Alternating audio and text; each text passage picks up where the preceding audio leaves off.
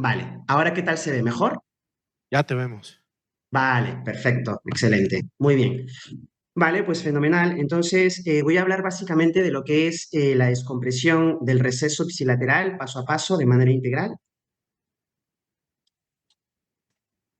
Bien, pues creo que ya sabemos nosotros, ¿no? Que la estenosis lateral del receso lateral es una de las causas más comunes de dolor irradiado a la pierna, de dolor glúteo, de claudicación de la pierna y que actualmente, hoy por hoy, la descompresión por microscopio interlaminar es el actual gol estándar, ¿no? Es lo que los cirujanos de columna alrededor del mundo pues hacemos, ¿no? De manera frecuente, como indicación, ¿no? Estándar de oro. Bien, actualmente, ya que estamos aprovechando la tecnología de la endoscopia, ¿no? Tanto la escuela V como la escuela B son una excelente alternativa para, digamos, tratar esta patología porque tienen una excelente maniobrabilidad y una gran versatilidad.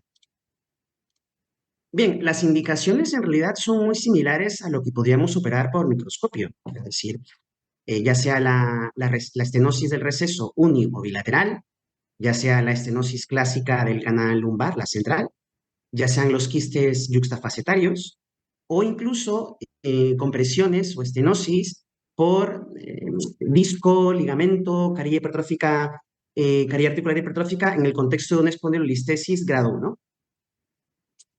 Contraindicaciones tenemos relativas, como por ejemplo los casos de reestenosis, casos de espondilolistesis grado 2, en cuyo caso yo creo que tenemos que tener en cuenta que estos pacientes a lo mejor merecen ser instrumentados. Y luego están las absolutas, pero eso también siempre de acuerdo al autor que se cite, ¿no? Porque hay gente pues que a lo mejor en algunas de estas cosas no le es contraindicación relativa y en otras sí. Pero estamos de acuerdo que las espondilolistesis de alto grado pues no deberían ser intervenidas por medio de métodos mínimamente invasivos, ¿no? Son cirugías para instrumentar la columna en líneas generales. O incluso otras patologías en las cuales sea muy difícil de resolver mediante cirugía solo, como por ejemplo infecciones mal controladas, tumores, etcétera. Bien, para entender cómo nos metemos aquí paso a paso, ¿vale? Y creo que es importante entender cuál es la anatomía del receso lateral. Y para ello vamos a hablar un poquito de los límites, ¿vale? Lateralmente del receso está el pedículo, posteriormente está la punta del articular superior, el ligamento amarillo, anteriormente está el cuerpo vertebral y el disco o el margen o el borde del disco o del platillo. Y esta región es lo que se corresponde con lo que definió hace mucho tiempo Wilming con la región supraaxilar de la raíz. En principio, en una imagen podemos sospechar que existe estenosis con una posible compresión de la raíz si la dimensión AP es menor de 4 milímetros. Entonces, básicamente, en esta imagen en la que podemos ver lo que acabo de decir hace un rato, el receso en principio estaría por aquí, más o menos, ¿vale? Bien, existen, y esto creo que es muy interesante porque nos puede ayudar a sacar muchas consideraciones al momento de hablar de estenosis de receso y básicamente para saber cómo nos ubicamos en el momento de la cirugía per se. Dos tipos de morfología de compresión de la raíz, el famoso trébol y el pinzamiento angular. Ahora vamos a ver un poquito de qué va esto. ¿Por qué es importante esta consideración? Pues por lo siguiente. Mirad esto un poquito, ¿no? O sea, básicamente podemos tener pacientes que tengan de forma congénita una anatomía del canal en forma de trébol. O en cuyo caso, en todo caso, perdón, puede haber además pacientes que no lo tengan congénito, pero lo van adquiriendo de manera degenerativa. Unio bilateral. ¿Por qué es interesante esto? Eso es interesante porque nos ayuda más o menos a predecir dónde queda atrapada la raíz anatómicamente al momento de realizar la descompresión. Y en las dos columnas que tenemos a la derecha está el pinzamiento angular, ¿no? Que si os fijáis es completamente diferente al pinzamiento en el caso del trébol. En el trébol, por ejemplo, las raíces nerviosas están desplazadas hacia lateral y básicamente quedan por debajo de todo lo que es el ligamento amarillo, la cavidad articular hipertrófica, etc. En cambio, en el pinzamiento angular, la raíz se suele desplazar hacia medial, como podéis ver en las imágenes, y queda justo pinzada en ese lugar, ya sea por lo que sea, el disco que está, digamos, saliéndose fuera de su lugar, o el ligamento amarillo también hipertrofiado. ¿Y eso por qué es importante? Porque, como decía hace un rato, nos ayuda a entender la anatomía de lo que vamos a ver inmediatamente después de quitar el ligamento amarillo. Es decir, nos estamos topando con la raíz en su borde lateral, en la parte de la axila, en la parte más medial, y nos ayuda además a también saber cuánto tenemos que drilar de hueso y cuánto hay que quitar al momento de hacer la cirugía per se. Nuevamente, un poco más de la ilustración de hace un rato, también podemos hablar de grados de estenosis, ¿no? Grado 0, grado 1, grado 0, grado 3, dependiendo del nivel de compresión de la raíz, pero repito, esto es interesante porque nos ayuda un poquito a predecir, un poquito a hablar de cómo nos vamos a encontrar la raíz nerviosa cuando vayamos a hacer, digamos, el tema de la descompresión per se. Bien, otra cosa que también es muy interesante, si vamos a hablar de estenosis del exceso lateral, es hablar un poco de la anatomía del ligamento amarillo, ¿vale? Y aquí vamos a hablar, yo voy a dar un salto de fe y yo voy a hablar directamente de lo que conocemos como la capa superficial del ligamento amarillo, ¿vale? La capa superficial del ligamento amarillo tiene los siguientes límites. Creo que ya lo sabemos, pero siempre es bueno tenerlo en cuenta, tenerlo en consideración, ¿no? Hacia caudal, el ligamento se inserta en la parte más superficial de la lámina inferior. Caudolateral se integra con la cápsula articular. Lateralmente hablando, está por debajo de la superficie de la parte más medial de la caría articular inferior. Y hacia craneal, ya lo sabemos todos, está por debajo de la superficie de la lámina superior. Bien, y aquí vamos a hablar de una cosilla que yo creo que es muy interesante, ¿no? ¿Tiene realmente dos capas el ligamento amarillo? De esto podemos debatir lo que queráis. Hay autores que dicen que no tiene dos capas, que solo tiene una. Es más, que de hecho el nombre, la nomenclatura del ligamento interespinoso no debería existir, sino que es ligamento amarillo especializado y debería llamarse porción interespinosa del ligamento amarillo. Hay autores que han hecho estudios patológicos calculando la cantidad, el porcentaje de fibras de elastina y colágeno y al final demuestran que el ligamento amarillo es uno solo, que no tiene dos capas. Pero yo creo que aquí lo importante, lo interesante de esto es entender que cuando nosotros vayamos a hacer la descompresión, en este caso, digamos, la remoción, la liberación de la raíz, vamos a quitar ligamento amarillo, que estos límites anatómicos siempre van a ser los que vamos a encontrar en una anatomía normal, evidentemente, ¿vale? Repito, podemos entrar en el debate si tiene o no dos capas el ligamento amarillo, pero para motivos didácticos, digamos que tiene una capa profunda y una capa superficial. Bien, vamos a hablar un poquito del setup primario, ¿no? O sea, ¿qué tenemos que considerar cuando vamos a operar a un paciente de una liberación del receso lateral? Lo primero es seleccionar al paciente. Evidentemente tiene que ser un paciente con clínica e imágenes compatibles con estenosis del receso lateral. Luego, ¿cómo lo colocamos? En prono, hay gente a la que le gusta flexionar, gente a la que no le gusta flexionar, semiflexión, full flexión, etcétera, con lo que estemos más cómodos, con lo que nos sintamos un poquito más duchos o más expertos.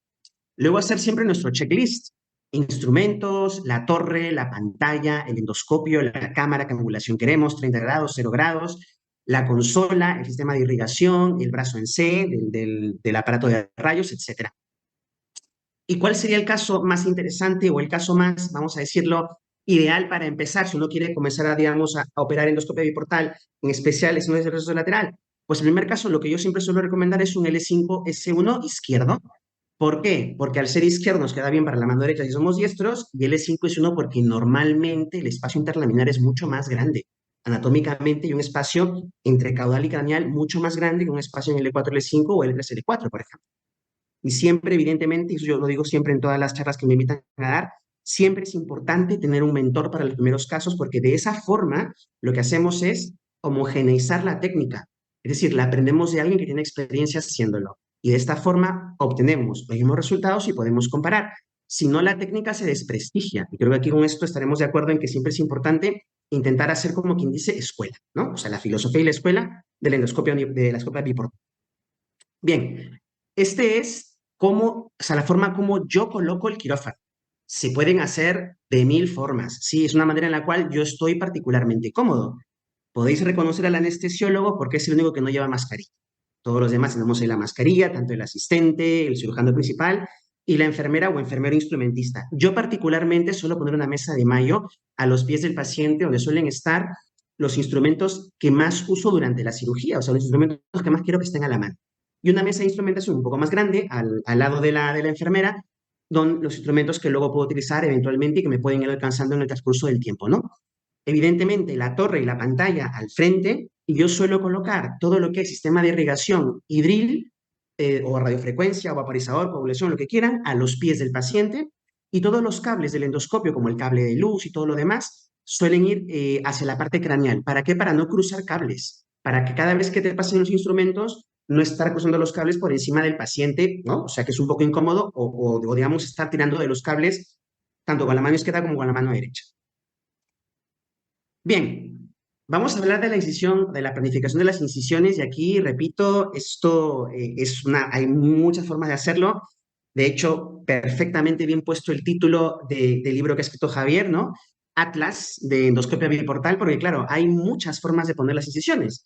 Yo básicamente quiero compartir con vosotros, decirles que hay que tener una consideración, un par de consideraciones básicamente, y si es, el caso es uni o bilateral y si es derecho o es izquierdo, porque dependiendo de eso colocaremos las incisiones a determinada altura.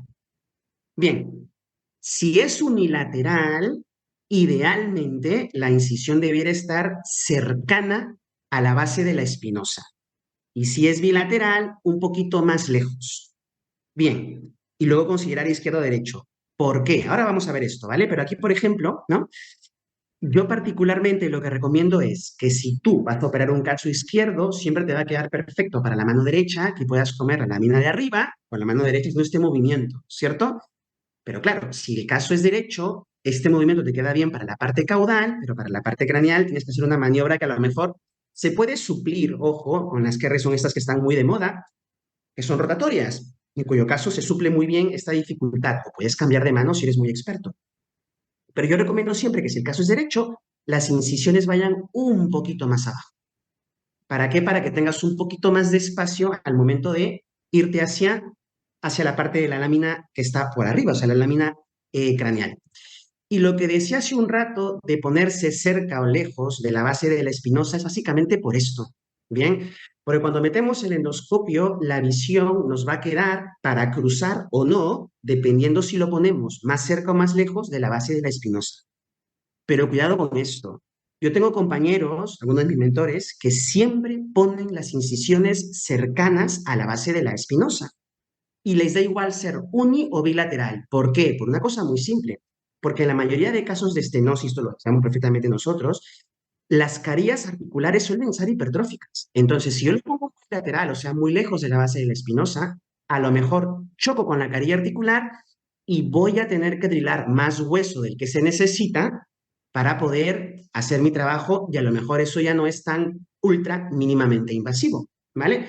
Pero es básicamente una consideración, una manera, un consejo de hacerlo. Cada uno lo hará como lo tenga más cómodo, como le permita cruzar, a lo mejor utilizando una lente de 30 grados, etc. Bien, pero bueno, son consideraciones que se pueden tener en cuenta al momento de planificar las incisiones. Bien, ahora vamos a ver cómo pasamos de lo que hemos hablado a esto, ¿vale?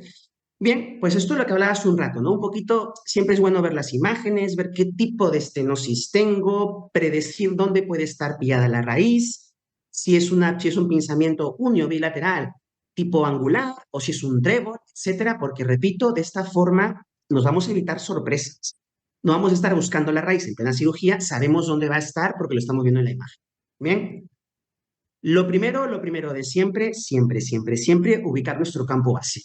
Y el campo base, para no perdernos, siempre será anatómicamente ubicar la región, el ángulo espino-laminar.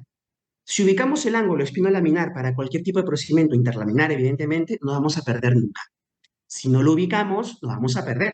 Y vamos a estar aquí revoloteando a lo mejor 45 minutos, una hora, en una parte que debería tomar aproximadamente entre 3 y 5 minutos. ¿Bien?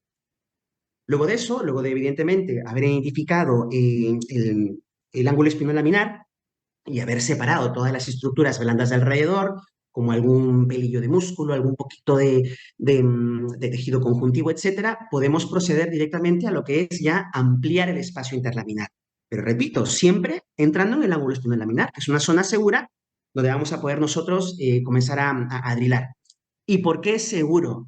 Por una razón muy simple, porque hemos dicho que en la carilla, perdón, que en la lámina de arriba, el ligamento amarillo se inserta por debajo, de tal forma que yo voy a drilar el borde de la lámina y es muy difícil que me cuele adentro del canal con el drill si el ligamento amarillo me lo está protegiendo porque se está tratando por debajo.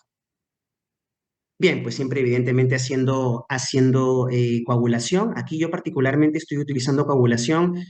Si mal no recuerdo, este caso era un poquito escuela BES más que V, donde se utiliza más el vaporizador. Básicamente es por eso que estoy usando ese instrumento, pero que también viene muy bien.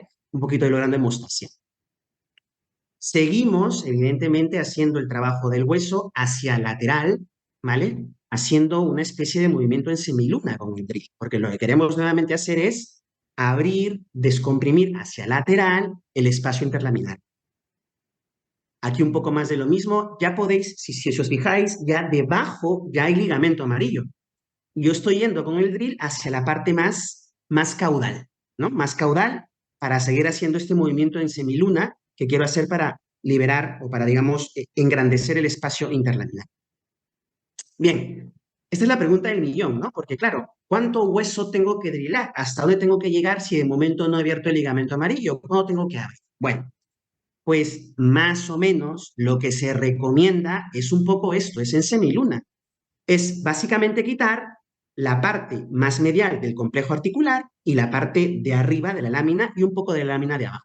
Ahora bien, por deformación profesional, a lo mejor los que operan o los que operamos, porque yo todavía sigo operando con microscopio, cuando estamos liberando una raíz abierta, por la razón que no podemos hacer la endoscopia, así siempre, y esto creo que estaremos de acuerdo, en que nos vamos un poquito más abajo, en la lámina de abajo, en la lámina caudal, y comenzamos a abrir, ¿no? Como quien se va hacia el foramen para abrir también el foramen de la parte de abajo. Bien, se puede hacer por endoscopia portal, pero aquí, ¿cuál es la ventaja? Que estamos trabajando exactamente sobre lo que queremos ver, por eso podemos ahorrar mucho trabajo, ya sea de hueso, de ligamento, de lo que sea. ¿Vale? Pero bueno, lo que está más o menos aquí resaltado es lo que se debería liberar para poder, digamos, asegurarnos de que esto va por buen camino, que vamos a ver la raíz bien. Bien, un instrumento que me gusta muchísimo utilizar es la cucharita. La cucharita hace maravillas. Colocada por debajo de lo que vendría a ser aquí la punta del articular inferior, se puede levantar perfectamente la inserción del ligamento amarillo. Hay autores que recomiendan en este paso, y yo lo suelo hacer también, que antes de hacer este movimiento con la cucharita, podemos esta parte, ya sea con una coagulación o con la radiofrecuencia, vaporizarla o coagularla para que el ligamento se despegue mucho más fácil. También se puede hacer antes de esto, ¿vale?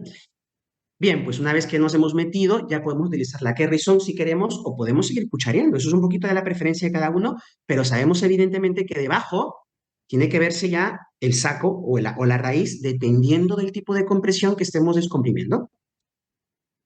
Aquí se ve perfectamente, podemos ver donde lo que parece ser la parte más lateral del saco. Es muy probable que la raíz esté debajo de ese ligamento amarillo que estoy removiendo.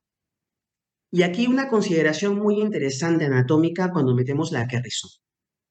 Esto lo he sacado de un artículo donde hacen una descripción muy bonita de la técnica mixta, técnica tubular. Y básicamente es una cosa que podemos aplicar para el endoscopio, que es muy interesante. Y lo que nos dice es que el canal no tiene el mismo diámetro en la parte más craneal o más caudal, de tal forma que el saco, como podéis ver aquí, dependiendo incluso del nivel, está un poquito más pegado al ligamento en la parte más craneal de ese segmento del canal que en la parte más caudal. ¿Y esto para qué sirve saberlo?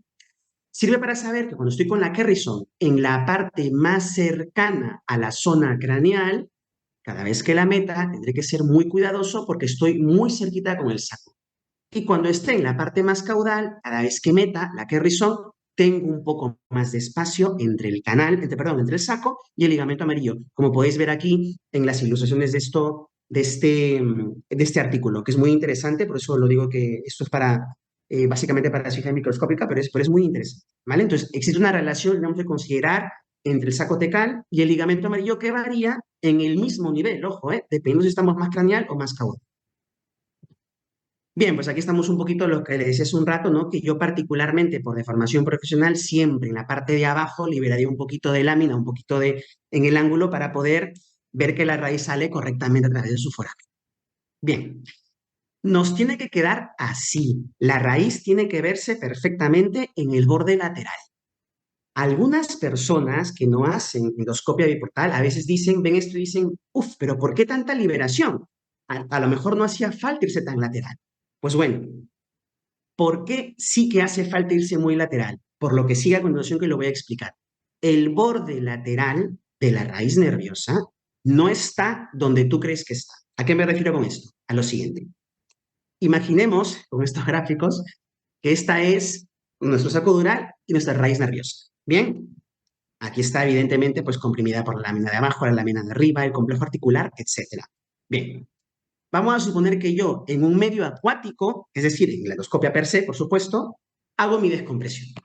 Bien, pues no nos podemos olvidar, aquí he comido un poquito de hueso, no nos podemos olvidar que la propia presión hidrostática separa un poquito la raíz, es decir, la empuja un poquito hacia media. Y a lo mejor, cuando yo quite la presión hidrostática, quite el agua, la raíz regresa a su lugar y ese lugar es por debajo de lo que no hemos descomprimido, lo que no hemos drenado. Y entonces, nuestro paciente despierta, estamos contentos con la cirugía porque hemos visto el borde de la raíz ahí rozando y sigue con dolor. Y esto está reportado, esto está en los artículos de las grandes series coreanas donde dicen que en la curva de aprendizaje una de las principales razones por las cuales los pacientes siguen con dolor después de una descompresión que el cirujano cree que está bien hecha es por una descompresión insuficiente. ¿Vale? Es parte de la curva de aprendizaje entender que la descompresión tiene que ser máxima. Y cuidado con esto, cuando digo máxima, evidentemente es cuidando de no irse tan lateral para provocar una fractura de la pars, pero eso en endoscopia biportal es muy difícil. Repito, porque estás viendo todo súper magnificado y lo ves exactamente en el objetivo que se soporta, lo cual también es lo que hace justamente la técnica tan buena y tan prometedora en este nivel, ¿no? Por eso hay que ser un poquito exagerado con la descompresión y hacerlo más o menos así, ¿vale? Entonces, por eso decía hace un rato, ¿no? Que tenemos que tener en cuenta dónde va a aparecer la raíz en el principio, dependiendo con las imágenes que hemos visto, porque luego la presión hidrostática seguro que la mueve un poquito y nos da la falsa sensación de descompresión. Bien, nos tiene que quedar, repito, así, el borde lateral, la raíz nerviosa, la zona caudal, la zona craneal, el saco dural. Tenemos que ser capaces con un ganchito poder suavemente, de manera gentil, sin tirar mucho de ella, pues poder moverla e incluso ver el disco debajo. En este caso no había ningún tipo de patología discal, por eso nos ha quitado, pero que tiene un buen espacio para que esta raíz esté libre perfectamente después de retirar la presión hidrostática. Bien, ya para finalizar y para concluir, yo creo no, que esto ya cada vez hay más cuerpo de evidencia, ¿no? Para decir que la endoscopia uniportal es una técnica excelente, segura y efectiva para la descompresión del proceso lateral. Es importantísimo entender la anatomía y la radiología antes de meterse en la descompresión del canal para poder predecir dónde está la raíz nerviosa y saber exactamente qué estamos descomprimiendo y cómo lo estamos descomprimiendo. Importante también, homogenizar nuestros pasos y la técnica, porque repito, es la única forma de poder comparar resultados. De hecho, la idea de este tipo de congresos, que saludo desde lo más profundo de mi corazón, me parece fenomenal, es justamente para poder compartir lo que hacemos en diferentes partes del mundo, pero a la vez también homogeneizar un poco lo que hacemos para, repito nuevamente, poder comparar entre nosotros los resultados que tenemos cada uno al final con su propio estilo, ¿no? Y ya por último, para terminar, y comentarles que yo, vamos a ver, animo a todos mis colegas que se dedican a la endoscopia uniportal a presentar resultados de sus series. Nosotros con mis colegas en España hemos publicado una serie propia muy interesante en la World Neurosurgery sobre 163 pacientes operados por endoscopia biportal con diferentes patologías, no sé si el receso, lumbar central, hernia extraforaminal, etcétera, con resultados prometedores muy buenos. Buen ODI, buen VAS, buena recuperación, la gente está contenta, se volvería a operar de esto, pero creo que es importante, si queremos, repito, ¿no? Que esto sea cada vez más, no una moda, sino una técnica que ha venido a quedarse y que no fracase como tantas técnicas que han aparecido y que luego han fracasado básicamente porque la adopción, ya sea por la curva de aprendizaje o porque luego se dan cuenta de que no funciona, ha fracasado totalmente. Si queremos que esto, formar escuela, formar comunidad, formar a gente para que haga esto, creo que es importante siempre publicar ya sea un libro, un webinar, un congreso, artículos científicos, porque es lo único que nos va a seguir, que nos va a permitir seguir avanzando, ¿no? Seguir, repito, homogeneizando y comparar. Muchísimas gracias, muy amables por la invitación, espero haber contribuido en algo al conocimiento de la UV con todos mis colegas el día de hoy. Gracias, Javier. Excelente presentación.